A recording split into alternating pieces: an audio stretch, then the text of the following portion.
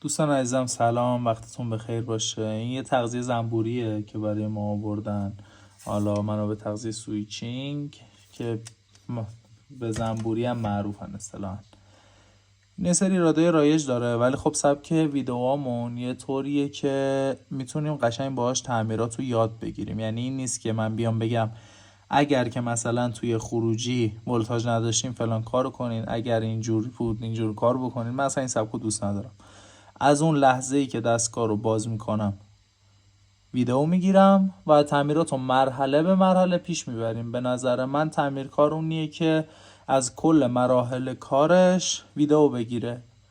حالا زیاد وقت ویدئو رو نمیگیرم، بریم سر تعمیرمون. یه نکته دیگه هم بهتون بگم، اولین چیزی که خیلی مهمه به خصوص برای تعمیرات همین منابع تغذیه سویچینگ، لامپ سری هستش، یا حالا اصطلاحاً قدیمی تر بهش میگن 110. یه دونه لامپ با برقتون سری میکنین. حالا خواستین آموزش اونم توی کامنت ها بگین تا من واسهتون کاملشو بذارم اگر که بلد نبودین. ولتاژ ورودی رو وصل میکنیم. الان لامپ سری من توی دوربین مشخص نیست، من میزنم یه لحظه لامپ پرنور روشن میشه، بعدش هم خب خاموش میشه دیگه. اون یه لحظه هم به خاطر جریان کشی این دوتا خازنه. یه کلیت از مدار بخوام بهتون بگم، اینجا ما یه دونه NTC داریم برای اینکه خازنامون هجومی شارژ نشن، جلوگیری از شارژ هجومی خازنا، جریان کشیشون. فیلتر EMI رو اینجا داریم، پل دیود داریم، یه خازن داریم که برای صافی اینجا استفاده میشه، دوتا خازن سری شده با هم داریم، ترانزیستور قدرت رو داریم. همینجوری مرحله به مرحله ما جلو میریم که بتونیم مستقیم بریم سر ایراد. اولین چیزی که من الان چک میکنم اینه که دستگاه رو به برق زدم، لامپ روشن شده. این لامپ سبزه، حالا یه ذره بیارم این ورتر مشخص بشه. بله الان کامل مشخصه، روشنه ولی خب کم نوره. مولتیمتر رو وصل میکنم به خروجی مدار. میبینین که 4 ولت ما توی خروجی داریم و اینکه من هر چقدر این پتانسیومتر رو تغییر بدم تغییراتش خیلی کمه، زیاد نیست. اینجور ایبا برمیگرده، این تغذیه هم 12 ولته، بیشتر اوقات برمیگرده به خود همین پتانسیومتر.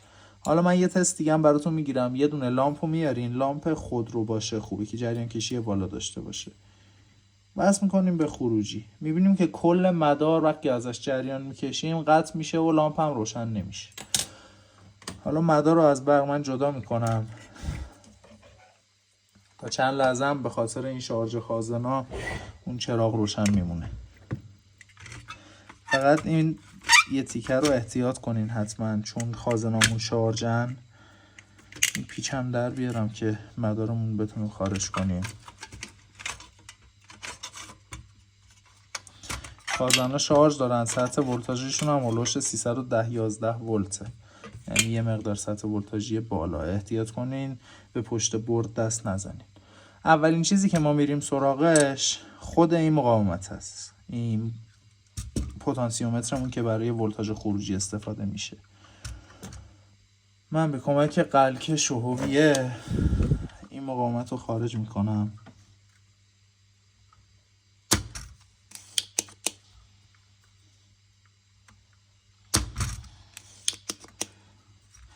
البته خب بهتره که اول لحیم پایه ها رو تازه کنیم، چون اینا حالا مدت طولانیه که این لحیم ها موندن، یه مقدار خشک شدن.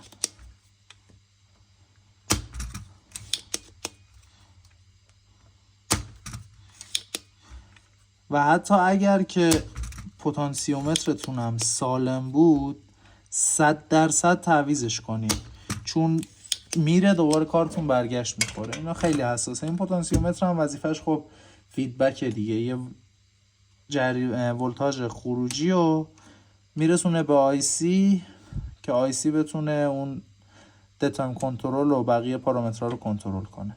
خب من اینو خارج کردم، الان یه دونه براش بیارم. اگر اشتباه نکنم 1 کیلو هم هست. بله روش هم 102 نوشته که میشه 1 کیلو.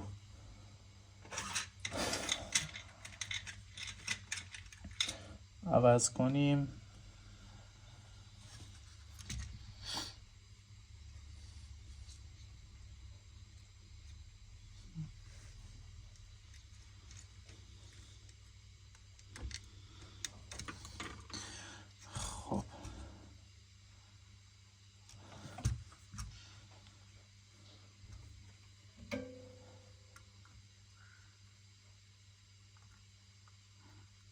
لحیم پایه هم بزنیم و حتما هم از سیم لحیم خوب استفاده کنین. یعنی بهترین سیم لحیم برای کار تعمیرات به نظر من آسایی میشه. من الان مدت خیلی طولانیه دارم آسایی استفاده میکنم، واقعا عالی بوده. خب دوباره لامپ تست رو میاریم، ولتاژ رو به مدار وصل میکنیم. همینطور که میبینین این چراغمون پر نور روشن شد. حالا به صفحه مولتیمتر دقت کنین، ولتاژمون برگشت 11.7 ولت. حالا من اگر اینو اینجا بذارم بعد تقریبا 3 ولت بالا پایین بشه این ولتاژ، یعنی حد اکثرش 14.4 و حداقلش 10 ولت، همین چیزی که گفتم 3 ولت 4 ولت. حالا همیشه اینو سعی کنین روی 11.8 11.9 تنظیم بکنین که به اون مصرف کننده و خود دستگاه فشار زیادی نیاد. ولی خب الان ما هم باز مطمئن نیستیم که دستگاه 100% تعمیر شده باشه، یعنی نمیتونیم بگیم 100% دستگاه تعمیر شده. به خاطر این باید اینو ازش جریان کشی کنیم. چون این منو به تغذیه، حالا روشو من بخونم، روی زده 12 ولت 30 آمپر، این من با تغذیه 30 آمپره. خب مسلما باید ما حداقلش 20 آمپر رو از این بتونیم بکشیم. وصل میکنیم به خروجی، میبینیم که چراغمون پرنور روشن میشه. و علت این که چراغ ذره چشمک میزنه اینه که من به لامپ تست اینو وصل کردم و جریان کافی رو نمیتونه بکشه. به 220 که وصل بکنم کاملا پرنور روشن میشه. حالا برای اینکه از کارتون کاملا مطمئن بشیم بهتره که 20 دقیقه نیم ساعت اینو زیر تست بذاریم با یه دونه لامپ. فقط ببندین دستگاه رو، اینجوری دستگاه باز نباشه که ترانزیستورهای قدرتمون که این دوتا ترانزیستور میشن 13209 ها زیادی داغ بکنن. حالا یه مبحثی دیگه هم هست، وقتی دستگاه رو تعمیر کردین در حالت استندبای که هیچ باری شما ازش نمیگیرین، فقط اینم بگم دقت کنین دوتا دستتون همزمان نه، یه دونه از ترانزیستورها رو اینجوری دستتون رو پشتش قرار بدین، یه دونه. ببینید ترانزیستور گرم شدنش در چه حده. بعد یه مقدار خیلی کم ترانزیستورمون گرم بشن.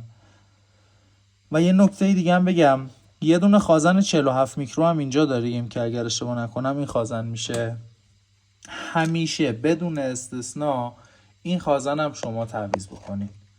علتش هم میگم، این خازن برای تغذیه آیسی مون، یعنی TL494 K7500 اینا جفتشون مشابه همن استفاده میشه. حالا ما الان این خازن هم عوض میکنیم که دیگه کارمون به هیچ عنوان برگشت نخوره.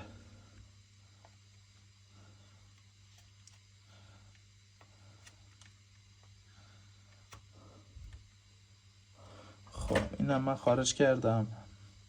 حالا یه دقیقه با LCR متر هم یه تست ESR ازش بگیریم ببینیم چی میشه.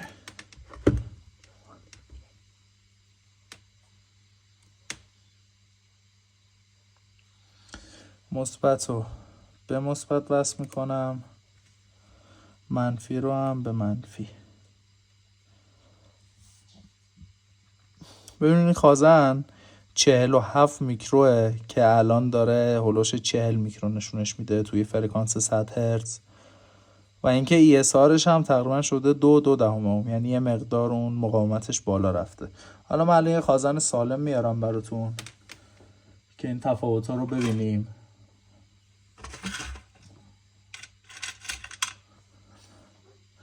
این یه خازن 47 میکرو 50 ولت.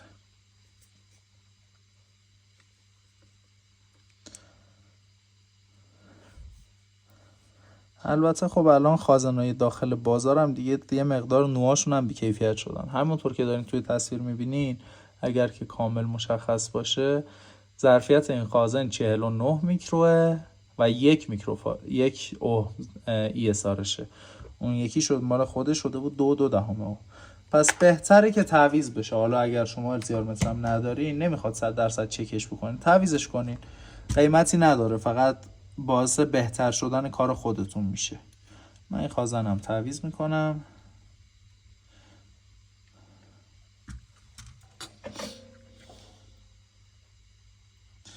توی کانال سعی میکنم که آموزش‌های رایگان خیلی زیادی بذارم. من نه دوره فروشم، نه میخوام دوره‌ای به شما بفروشم.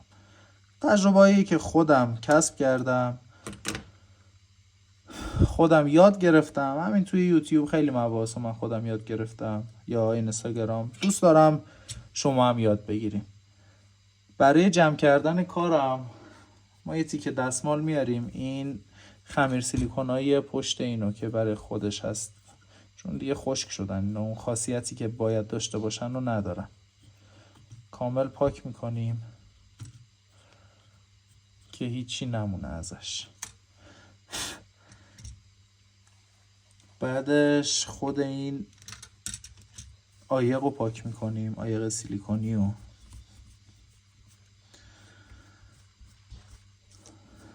حتما از خمیر سیلیکون هم استفاده کنید. خمیر سیلیکون باعث میشه که مدارتون خنک شه. مقداری خمیر سیلیکون من پشت اینا میزنم، زیادم نمیخواد بزنید. بعدش این ورق رو من اینجوری میذارم اینجا و دوباره یه مقدار میزنم برای اتصال به اون آلومینیوم.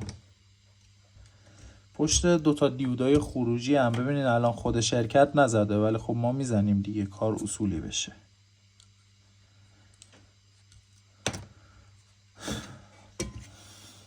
میزنیم، مدار سر جاش قرار میدیم قشنگ. فقط مراقب باشین نه، حالا این مدل نه، یه سری مدلشون هست که اتصالی میکنه، خیلی احتیاط کنید. یکی روی بحث این مراقب باشید، چون اینا اگر به بدن اتصالی بکنه 100% کل مدارتون میسوزه. یه دونه آلومینیوم هم اینجا داریم برای این که حد فاصله اینا اوکی بشه. من پیچ و رد میکنم.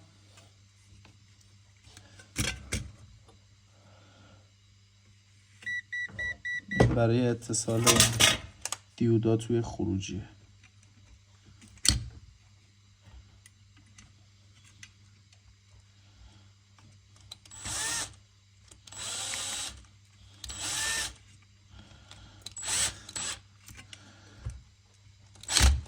پیچ هم 100% محکم کنین، اصلا نترسین.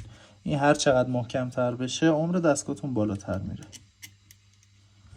و این یکی رو